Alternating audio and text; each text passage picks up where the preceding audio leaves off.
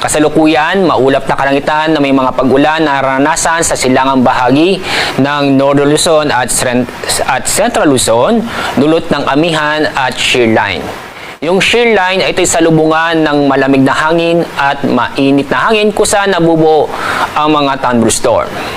Ang shear line ay naapektuhan itong silangang bahagi ng Northern Luzon at Central Luzon. Samantala, ang amihan ay naapektuhan itong malaking bahagi ng Northern Luzon. Sa mga oras ito, wala po tayong namomonitor na bagyo o low pressure area sa loob at sa labas ng ating Philippine Area of Responsibility. Itong shear line at amihan ay patuloy na makakapekto sa malaking bahagi ng Northern Luzon bukas. Pero inaasahan po natin ang shear line ay kikilos patimog at aabot sa silangang bahagi ng Southern Luzon pagdating ng linggo. Dahil sa inaasahan po natin ang paglakas ng amihan.